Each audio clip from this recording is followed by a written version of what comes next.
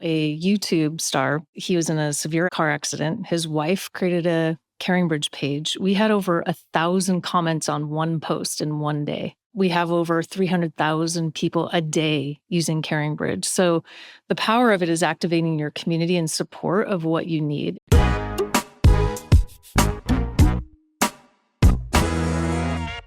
This is Inspiring Women. I'm Laurie McGraw, and we're speaking with Tia Newcomer, and she is the CEO of CaringBridge. She is a longtime executive, but not always in healthcare. It's only been a dozen years in healthcare as a senior leader and a business leader and a sales leader, and now a leader of a really important nonprofit. Tia, thank you for being on Inspiring Women.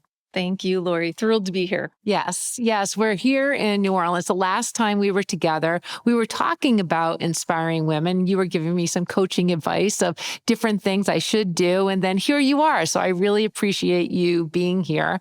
Tia, I want to start with the career. So you started off, you've been a sales leader, you've been a business leader, you've been at many different businesses. Give us a little bit of the bio sketch before you moved to healthcare. Absolutely. I always say that I started carrying a bag. That's what I started fresh out of college, carrying a bag. Truly, I had a company car, and a leather-bound bag, and I called on retail stores all across Colorado, Nebraska, really and South carrying Dakota. A bag. Yes, like truly carrying a bag. And imagine me in a suit and carrying this bag and a feather duster and selling into retail. At that time, I started at Revlon, so big cosmetics company. Right out of college. And I think that was such a fundamental foundational piece of my career, because when you start truly at the ground, I always call it feet on the street. Yep. That carries with me as I've gone all the way up to CEO where I'm currently at. Because you have to remember always the people who are actually selling the thing or using the thing that you are contemplating, or putting strategies together. Mm-hmm. Well, that type of sales is really different than the type of sales that people do today, which is like Zoom calls and, those kinds of meetings. Everything's electronic, and it's like, people get excited about being in person. Door to door, I mean, that is, that is battle combat in terms of sales. What did you learn during those early days? Yes. And by the way, I will add, in college, I did advertising sales out of the white pages. So I was truly going through the white pages, calling people, cold calling them, and selling. So I've had this ability to sell from a long time prior. So what did I learn? I learned that relationship building and that trust building was paramount, right? Mm-hmm. It's easy to go in and say, here are the things that I have, but getting to know the people that I was actually calling on. And a lot of that had to do, and it translates to leadership, quite honestly, is how do you get to know more about not just the business that they're running or the thing that is going on that day in the store, but what's going on in their lives. And so that rapport building was really, really critical. And it translates digitally, but to your point, in person, it becomes something different. Mm-hmm. Mm-hmm.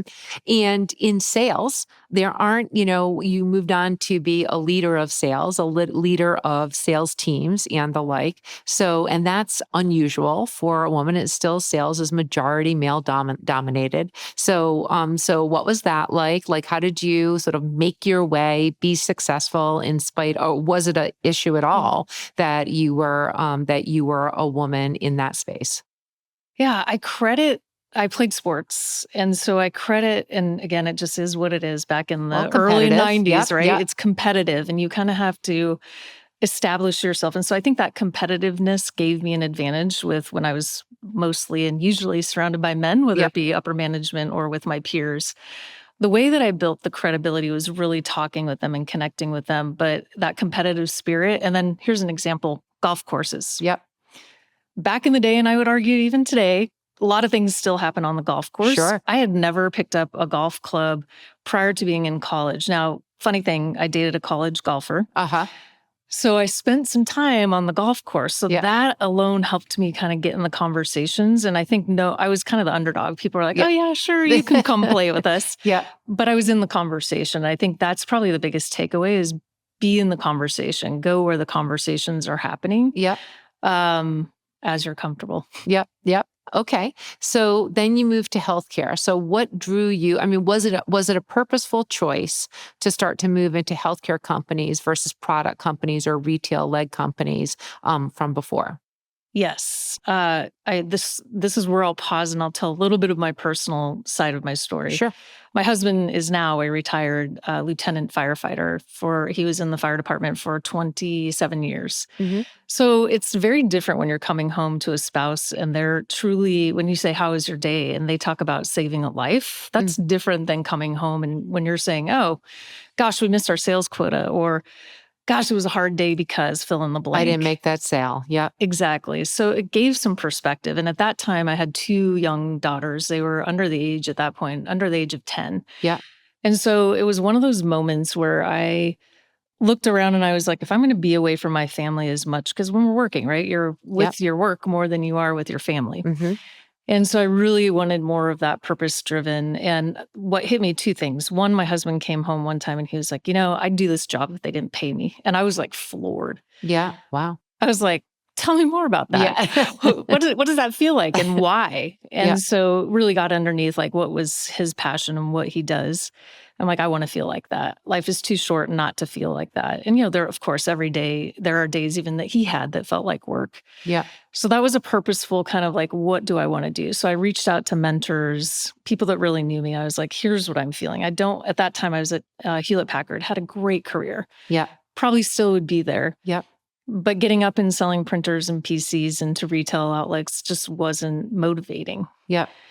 And so that purposeful pivot, they looked at me and they said, listen, Tia, I know that you have a mission orientation. And one of the things that I will also share personally is my husband is a 2-time cancer survivor. Hmm.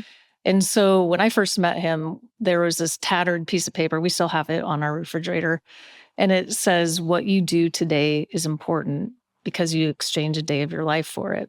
Hmm. So I took these two truths, I guess, what I do is what I'm doing today worth what exchanging a day of my life. And then two, what is that more mission driven? And if no one paid me, would I still show up? Yeah. And so through my mentorships, et cetera, they were like, healthcare, go to healthcare. And you've been at all of these big Fortune 100 companies. Try private equity, try mid-size businesses. I think you'd like the pace one. Yeah. And two, kind of, you're doing strategy, but you're also diving in and you're rolling up your sleeves, which I love. Yeah. Yep. So you did that. Now, I just Yep. want to spend a second on this because if you have a big job at Hewlett Packard and it might be printers, but it's still sales, it's still business, it's, you're well compensated, those are hard things to walk away from, to Yes. go to something very unknown and you might have a lot of passion for it, but it's a big deal. Your family was younger at the time. So that sort of like calculus that you did to take that leap, did you feel like that was a brave move? Was that a like agonizing decision, or was it like absolutely, made my mind not looking back, just easy to make that step? Definitely not easy. Yep. At all. I would say it was definitely a leap of faith and take the jump. Mm-hmm. I remember specifically you talk about the compensation, right? There's a little bit of a safety feeling when Sure. you're in those bigger companies and you can move all around. Right. You're moving up across Right. different countries. Okay, we're going a different direction. No problem. Now you can put me here, here, Exactly. here. Yep. So I remember I had a spreadsheet that was calculating my current shares at HP. And then, I talked to the private equity team when I went over into women's health probably 3 times. My CEO was probably the CEO that is now a really good friend and mentor of mine. I think he was just like, okay, Tia, this is not hard math. And I'm like, yes, but it is. So I remember looking at that and just saying, okay, there's a little bit of a risk, obviously, going to private equity or if you're in VC. But I was also looking at the work that I was going to be doing. So again, I'll go back to, sure, I could have stayed at Hewlett Packard and had this amazing career, but I was getting bored, quite honestly. Yep. Higher you go, the more you're just managing up, you're getting way away from that feet on the street, which Yep. I actually really like that part. I like to go in and come out. Yep. And so it was a leap of faith. And even my husband, because we had to move from where we thought we were going to, by the way, we've had our forever home 3 times now. we were in the first forever home. Yeah. And it was a leap for my entire family. So we moved from Oregon, where we were at, to California. So it was definitely, to answer your question, kind of in that long storyline, it was a leap, and it was scary, and had no idea whether it was going to pay off or not, but it seemed worth it. Yeah. Well, it prepared you for the next leap. So you spent a number of years at various companies, fertility space where you focus. Talk about how you got to CaringBridge, because, it's one thing, again, to be in business leadership and sales leadership with products that still have a sales focus to them, to a nonprofit organization. So what drew you to that? And then I want to get a bit into CaringBridge. Yeah, absolutely. What drew me into CaringBridge was twofold. One, I didn't know it was a nonprofit. Yep. So full disclosure, I got the job description. Didn't have a spreadsheet. Nope, to it look didn't at. have that. Exactly. I had this great job description. And so what I found out later is I have an amazing board that punches way above the weight class of the size of organization we are. So they're coming from organizations like Mayo. They're part of big private equity companies. United Healthcare. We had a board that thought more like a business. It is a powerhouse board. I was looking at that. Yes, yes. So I think I know they had sights on how do we bring someone in that perhaps could really look at this as a business pivot that can scale this amazing nonprofit that we have. So I didn't know that when I got the job description. I got it from a friend, another CEO colleague, and she said, I think this job would be perfect for you. Yeah. And it combined all of kind of my big consumer packaged goods experience, also digital health that I had been in and out of over those last 10, 15 years in women's health, and into this CaringBridge, this digital platform for health journeys. Which is a nonprofit, by the way. Yes, Tia. which is a nonprofit. Exactly. It was like a whisper at the very end, right? I almost dropped. I was like, nonprofit? Yeah, no. If you would have asked me ever in my life, would I work for a nonprofit? I just had preconceived notions. Yes. And I'm coming from private equity, fast paced, high exit values, 3 to 5 year turns. Like, it's intense, right? Yes. So I was convinced by the board and the interview process, and really this opportunity to take something and transform it, which I love doing. Yeah. And I now have a different viewpoint on this. And I do think it's much like my early career with Frito-Lay PepsiCo, where everyone, no matter what rank you were coming in at, had to go drive on the route truck for 2 to 3 weeks, 4 a.m., dock time, load boxes, merchandise, all that stuff. Really? That's awesome. And I feel like that people should go in and out. We should trade more people in nonprofit and for-profit in and out, kind of the rotations. Or if you remember in P&G as an example, right? You'd rotate in and out of marketing, sales. Yeah. We need more people with that business background in nonprofit. And I think conversely, the mission-driven, how do you stay focused and true to that in the for-profit side? Yeah, look, I have not the same, but a similar experience. So I have many years at for-profit companies, public companies. I did a good amount of time at the American Medical Association. I have to say, I knew nothing about the AMA except how to spell it before I was working at the AMA. And same reaction when I first, was presented with a job to look at. I was just like, the AMA, are you kidding? A nonprofit? Like, what are you talking about? And just preconceived notions, they're completely wrong. I loved my time there. And in terms of the power of an organization to do something that is the most important thing is the mission. It's the mission. It's not the balance sheet. It's the mission. Not that the balance sheet isn't important, but so I love that. But let's get back to CaringBridge. So what is CaringBridge? Yes, CaringBridge is a nonprofit digital health platform. She knows now. Exactly, nonprofit digital health platform that helps caregivers surround their person that's going through a health journey with support. And that support is emotional, social, and also functional or tangible support. And so who needs support? People with cancer. Yes, for over 50% of our journeys are cancer. Oh, so it's not exclusively cancer. Right. Okay. 50% are cancer, and then the rest are traumatic. Think about traumatic, sudden injury type incidents, whether it be an accident, a sudden accident, traumatic brain injury. So there's a lot that if you think about the fundamental moment when people are most overwhelmed, is at that diagnoses or traumatic incident where and their first point of overwhelm is everyone's asking, what happened? Yep. How can I help? Yep. And that's where CaringBridge was born out of and still surrounds people with support at that moment. Okay, so what does CaringBridge actually do? What does it provide for that? I mean, your statistics are, I think I read it was like, there are 12 new CaringBridge sites that are stood up every hour or something like that, or minute, every just minute, like every 12, just like maybe just you give the statistics. No problem. I'm not doing a good job with it. No problem, Laurie. So CaringBridge was born out of that fundamental need to communicate out to many people. I love this, and I share this all the time. Our founder coded the first CaringBridge page in 1997. Mark Zuckerberg was 13. So I always look at Sana Maring, our founder. I say, you are truly the first and the inventor of social media for good, and we have stayed for good. We do not sell ads. Thank you. You're welcome. And it's benefiting us a lot now. So we've always been about health journeys, and we've always been not about ads and monetizing data. So you asked the question, what does CaringBridge actually do? So that first point of overwhelm, when everyone's asking what happened and how can I help, it is a 3-step. You enroll and you have a page where you literally write what's going on and you communicate it out to the community of your choice. So it could be 1,000 people, it could be 10 people. We just had an example, a YouTube star. He was in a severe car accident. His wife created a CaringBridge page. We had over 1,000 comments on one post in one day. We have over 300,000 people a day using CaringBridge. So the power of it is activating your community in support of what you need. It starts with that, just I'll call it emotional and social support, just comments, prayers, support of what can I do for you? Then it starts moving into can I bring you a meal? Some people need crowdfunding for financial needs. And so it moves into more of that functional support that's happening every day as they're going through that health journey. But it's born out of that first point of overwhelm, communication. Yep.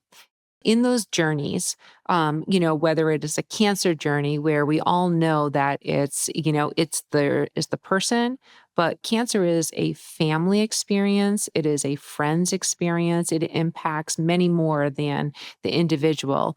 Someone who's going through a trauma experience, that's different. They might be incapacitated, I can imagine. So just in terms of what CaringBridge is providing, for the individual, but also the community, can you give a little bit of insight to that? Yeah, absolutely. We did a study with Archangels, actually, Alex Strain and Archangels about 2 years ago. And she has this amazing database from the CDC. It's a large database of caregivers and people going through cancer journeys and other traumatic events. And we compared that database to CaringBridge users that had started a CaringBridge page and then 30 and 60 days later. And in that data, this is what came out of it, of what is it doing for both the patient and the caregiver, but also that community that's surrounding them. So the caregiver, really, the family caregiver, 2 times more feeling like they do not have strife that's going on in their family. So that very mechanism of being able to communicate in one place, even if it's family that's afar or family that's near, keeping everyone informed, everyone involved. Because there's decisions that need to be made, complicated decisions that need to be made. Yes. So that navigating those when you're emotionally charged or distraught or whatever, I've been through that, with parental experiences. Right. And it's that coordinating help that often causes the strife within families. Yep. And so this is a way that people can not only know what's going on, but then you can start coordinating the help. I need this. Maybe there's usually always 1 or 2 primary people that are taking care of surrounding that patient with support. Yep. They also need help, right? They need a break every so often, or maybe they have a job, which often is the case. And so that helps the coordination of the help that is needed for that patient or cancer, for that cancer journey. So that's a really big one. They are also, anytime anyone posts on CaringBridge, you got to also think that this is something that I can do at 2 a.m. bedside. I can do it driving to an appointment. It's on my terms, which is also really, really helpful for the caregiver. Because there's tons of things going on. So when everyone's asking you what's going on, I can tell you on my own terms and you know where to go. And we know that once someone asks for help, on the CaringBridge platform, 3/4 of the time, they are answered within 24 hours with an offer or a matched offer of help when they ask for it. So it alleviates that overwhelm. So you're matching resources to these people who need support in some way. Yes. And it could be as simple as I need the dog walked. We're not going to be home for 10 hours. Yep. Yeah. All the way to we started a GoFundMe. It's integrated into CaringBridge because we have financial, our copay was X. Yep. It's now drained us. We don't have any more funds. Yep. So it can be something as significant as a financial need all the way to, I don't want to say dog walking is not significant, but it's maybe an easier task to fulfill. Sure. So Tia, I can appreciate the just, feeling of emotion and pride that you must have for, leading this organization and providing something of significant value to people who need it in circumstances, of need. But as CEO, this is really different than selling printers. This is really different than leading companies that are business focused. So as CEO, what are you trying to achieve with CaringBridge? How are you trying to grow it? Why did they bring in someone as talented as you are from a business perspective to lead CaringBridge? Yeah, we have a bold vision, which is to serve 10 times as many people as we serve today. So that's going from 25,000 to 250,000. Okay.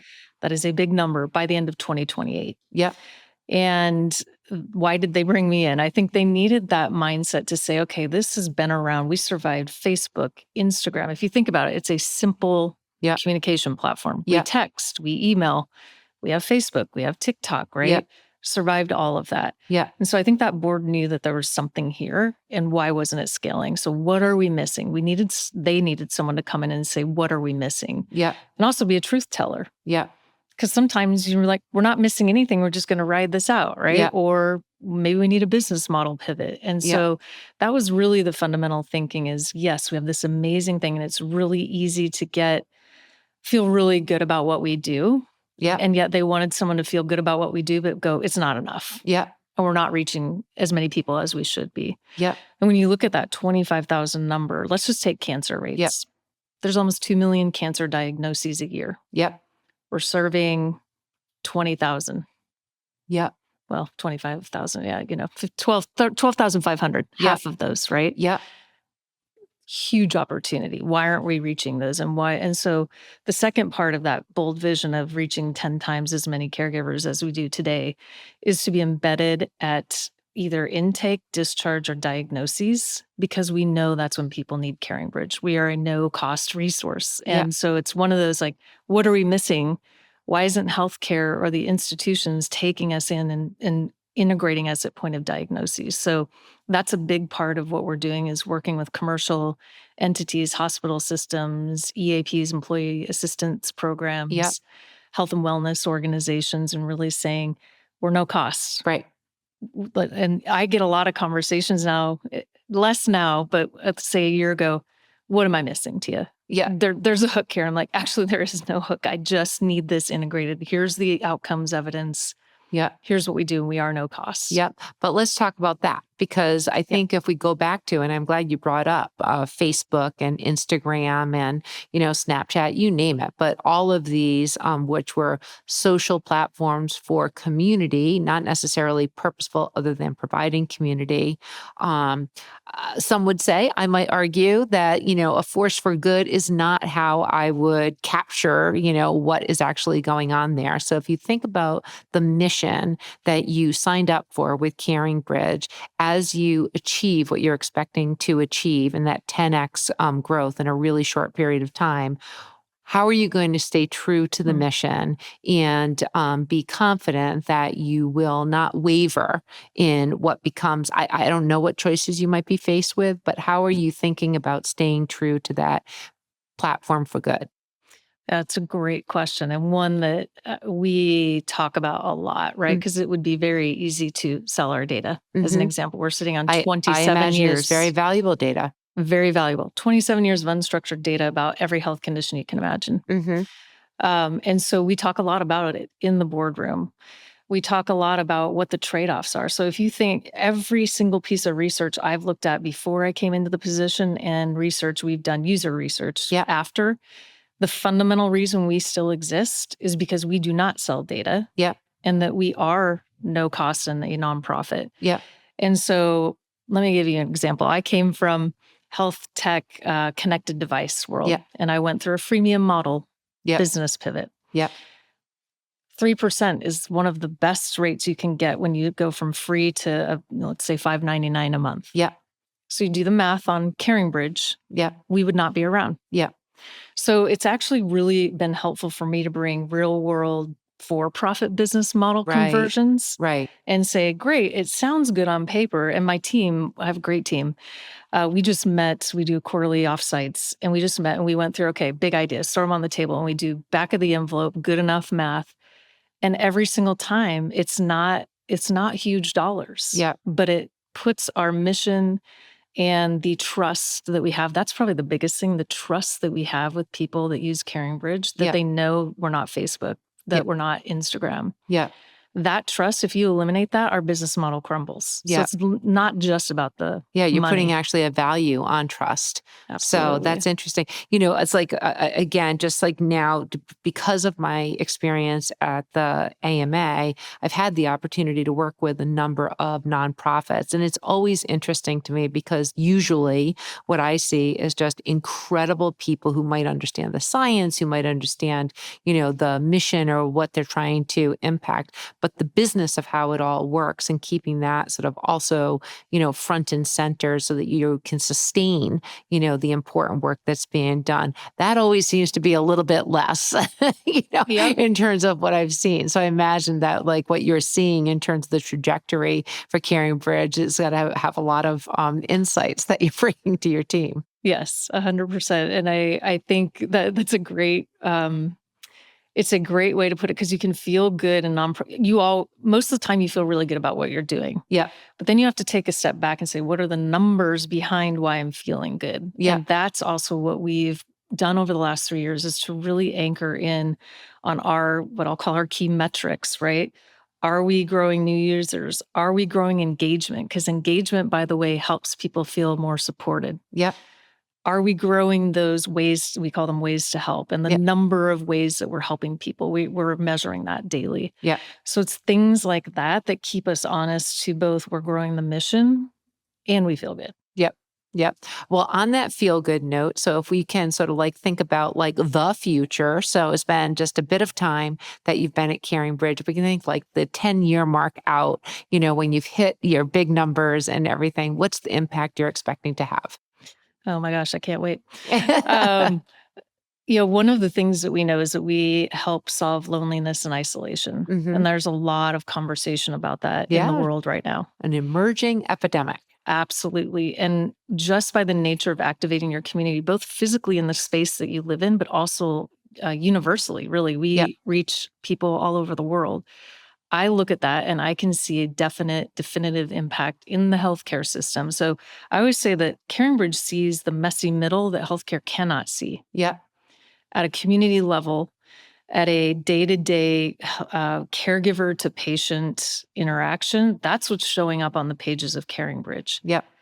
And so I see us filling a really critical space in solving isolation and loneliness, ultimately the overwhelm of caregivers. Yep. And then I think importantly is being able to crosswalk people. So this is the big, big audacious vision. Like when you say 10 years out, I think CaringBridge has a unique opportunity to crosswalk people over to all of those. And I talk to them, CEOs and founders that are creating and inventing amazing solutions to solve caregiver needs and patient needs. Yep. But no one's reaching those needs or those solutions because caregivers are like, I don't have time. I have a 40-hour work week and a 30-hour caregiving work week.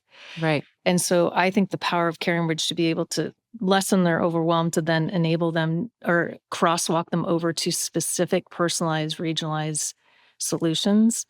That's the big vision for me. And then, gosh, imagine what we could do. I can see why you can't wait. Tia, I'm going to pivot us and close us out with talking about WBL. We're both here at the conference in New Orleans, and it's the annual summit. You've been here before. I've been here before. Why do you come? Why are you here? It is, I get asked this a lot, and I love this question because WBL, my 2 weeks into my role as CEO, I had 5 people say, you need to join WBL. I'm like, why? Trust me.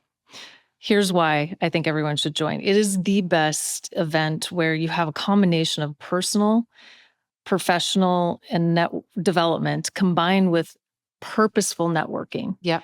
And that purposeful networking, what's the rule? You take the call. Yep. We all prep for the call, right? And everyone takes the call. And I think people are blown away. We have some big names here, right? Yep. You reach out to them. You're one of them, Tia. They answer. Oh, thank you. Thank you. They answer, right? And I have found that it also taught me, I answer the call. Yep. And guess what? It pays forward in spades, always. And I always learn something on that call. Yep. Regardless of who it is, always learn something. So I'm excited to be here because that purposeful, and I always learn something here too, right? It's that moment for me to pause. I actually block it every single year. Because for me, it's that pause. I can step away and I leave this conference, this summit every year with my mind a little bit open. And I know my team's like, oh gosh, Wednesday, what emails are we getting from Tia on Wednesday? Because, my mind just kind of unlocks because it gives me the space to think, network, and professionally and personally develop. Yeah, well, that's awesome. All right, last question. So it's an inspiring women conversation. You are an inspiring woman. And so, Tia, as you think about the 100 other Tias that are in the wings who want to be working hard, having successful business careers, maybe sales careers, but then move to that CEO role, what is the advice you're going to give to them? I'm going to pass on what my mom told me. My mom and I have very different career trajectories. I'll leave it at that. Call me if you want to know about it. You can have it all, not at the same time. Mm-hmm. And I think it's easy to look at me, to look at you, to look at other leaders and think that we have it all. And there's always a trade-off. And that's okay. By the way, that's okay. But I don't think you can have it all at the same time. And that's an important qualifier, right? You can have it all. Yep. Just not at the same time. So in any given moment, what's your trade-off? And I mean moment. It's not like, oh, for this year, I'm going to do this. But I think every day you have a choice. Sometimes I lean into my family. Sometimes I lean in way more to work. Sometimes my own personal health, right? There's these puts and takes. So that's my close is you can have it all, just not at the same time. And that's okay. That is okay. And I love how you also think about like all of these different things within a really short period of time because time moves really fast and career journeys are really long. This has been an amazing, inspiring women conversation. I've been speaking with Tia Newcomer, and Tia, thank you so much. Thank you, Laurie.